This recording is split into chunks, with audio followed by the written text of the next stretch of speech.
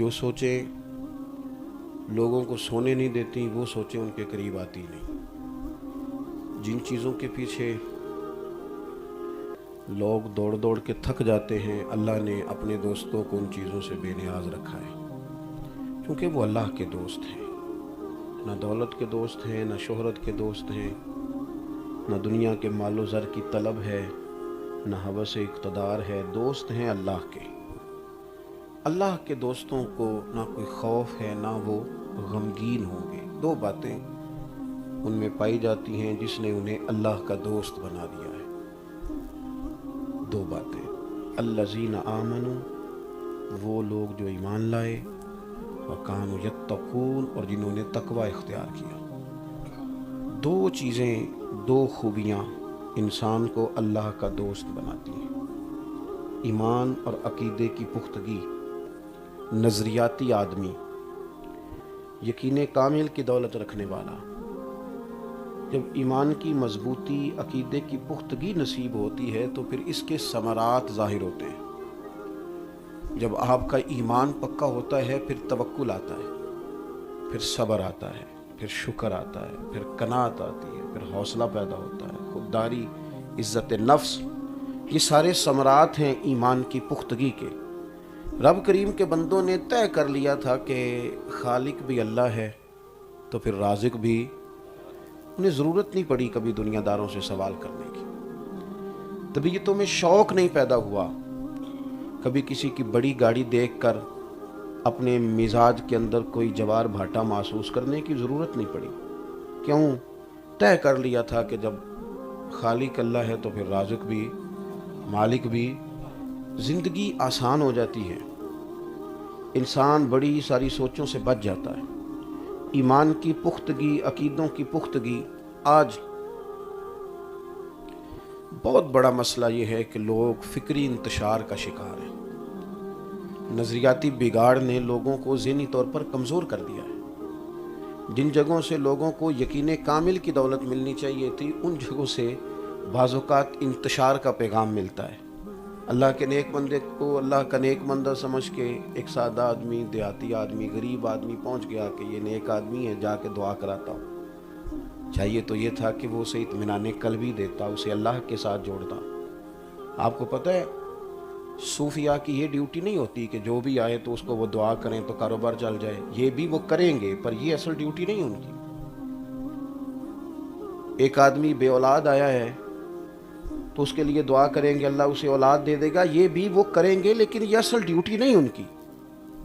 अल्लाह के बंदे की असल ड्यूटी तो ये है कि उलझा हुआ, बिखरा हुआ, परेशान आदमी आया है, मेरे पास औलाद नहीं, मेरे पास कारोबार नहीं, मेरे हालात ठीक नहीं, तो वो उसे इस तरह का सबक पढ़ाएं, इस तरह का दर्स दें कि वो बंदा रब की रज़ा पे राज़ी रहने का आदी हो जाए। वो कहे कि मैंने अब तय कर लिया है कि जिस हाल में मेरा रब मुझे रखेगा, मैंने उस हाल में जीना सीखना है।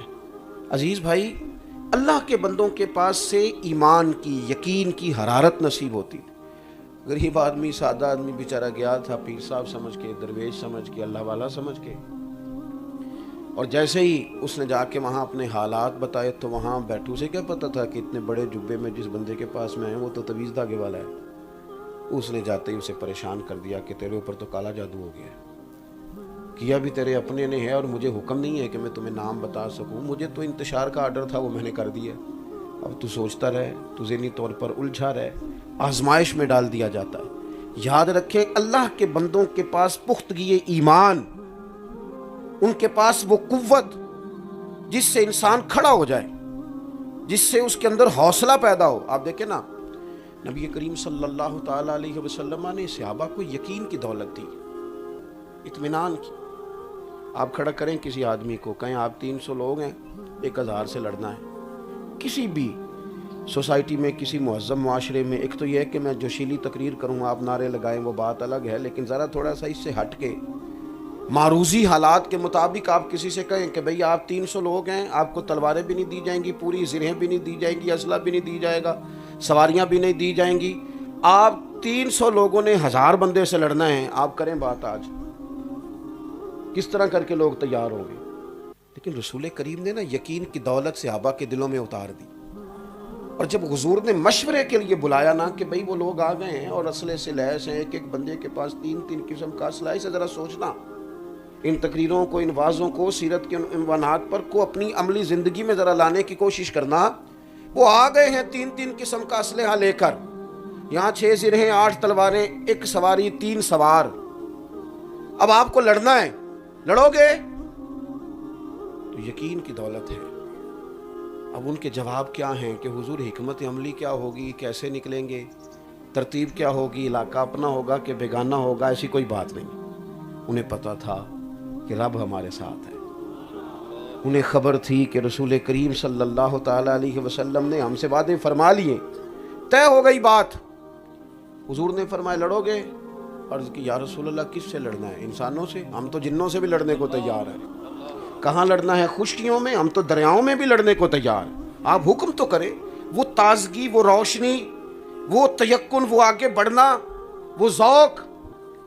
زندگی میں سب سے پہلے یہ سوچ لیں، میں اور آپ جو کام کر رہے ہیں، جن نیتوں کے ساتھ چل رہے ہیں، کیا وہ کام سارے اس طرح کے ہیں؟ یہ ہم نے اپنے آپ سے پوچھنا، کسی کو کیا پتا۔ اپنے دل سے سوال کریں کہ جن نیتوں، ارادوں، خواہشات کے ساتھ ہم میدان عمل میں ہیں، کیا وہ سارے ارادے اس طرح کے ہیں کہ وہاں اللہ کی مدد آئے گی؟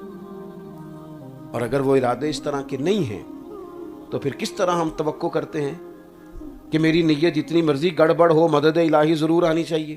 یہ کیسے ہو سکتا ہے؟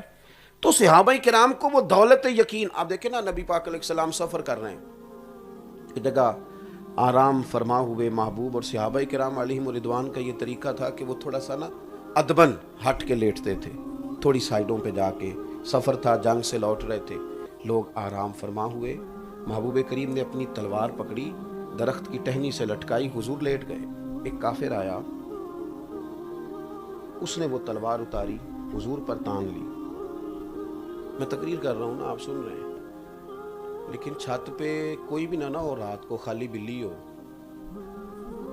تو پھر ذرا اندازہ کر لیں کہ مطلب ماحول کیا ہوتا ہے۔ آپ کی گاڑی چل رہی ہے، بند شیشوں میں ہیں آپ، لیکن اچانک سامنے ویرانے میں 2 بندے خالی ہاتھ بھی نظر آ جائیں نا، تو پھر اپنے آپ سے پوچھنا چاہیے کیا میرا توکل کیا کہتا ہے۔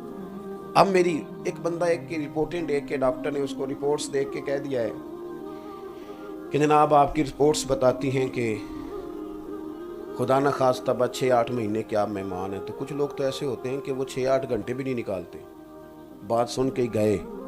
اور کچھ کو میں نے دیکھا ہے، وہ کہتے ہیں ڈاکٹر جو تو کہہ رہا ہے اپنے علم کے مطابق کہہ رہا ہے، ہوگا وہ جو میرا رب چاہے گا۔ وہ لوگ زندگی کے کچھ دنوں میں کچھ خوشیاں دیکھ لیتے ہیں، کمزور باتیں کرنا، کچی پکی، اس کچی پکی بات نے نا کچی، یعنی میں آپ سے عرض کروں، سیاستدانوں کا وقار کوئی بھی نہیں خراب کر سکتا تھا، خود کیا انہوں نے، ایک دوسرے کے بارے میں باتیں کر کر کے خود کیا۔ کسی ادارے کو کوئی بدنام نہیں کر سکتا تھا۔ ہمیشہ خود سے جب لوگ باتیں کرتے ہیں، میں کبھی کبھی اپنے علماء سے نہیں، عوام سے عرض کرتا ہوں، ہمارے لنگر پر کسی کو اعتراض نہیں، لیکن وہ ہم نے خود شغل کے لیے جو 4 باتیں کی تھی اس نے مذاق بنا دیا ہے۔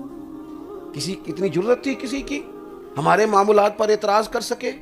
لیکن ہم نے خود اس طنزیہ انداز میں اپنے معاملات کا ذکر کرنا شروع کیا کہ لوگوں کے منہ میں جملے تو ہم نے دیے۔